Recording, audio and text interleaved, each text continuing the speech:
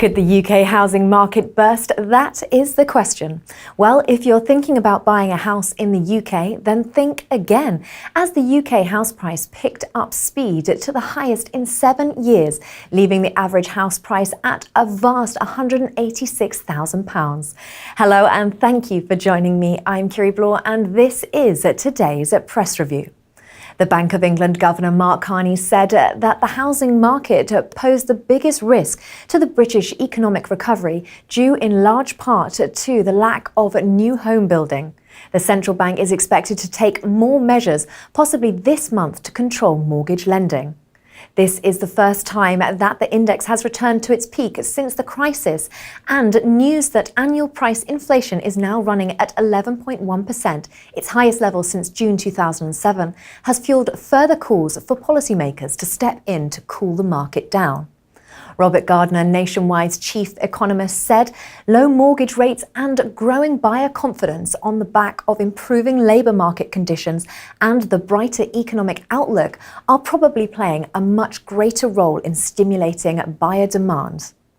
The new lending rules introduced by the Financial Conduct Authority in April were designed to ensure borrowers get a mortgage they can afford.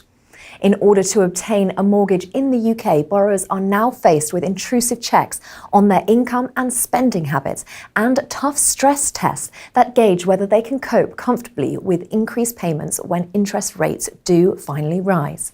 What regulators want to avoid is a repeat of the unsustainable debt-fueled property boom that led to a bust in 2007-2008.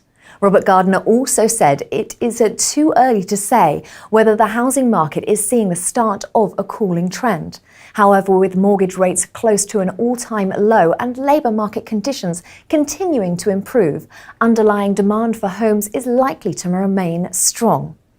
If we take a look further afield, it would seem the housing boom is exclusive to the UK, as the exact polar opposite is happening across the pond in the US.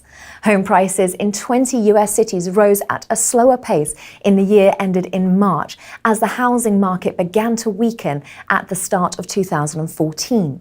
Bizarrely, the UK house price on a monthly basis rose by 0.7% in May, which actually represents a slowdown compared with the 1.2% monthly increase seen in April. But the question really remains, will the property bubble burst anytime soon?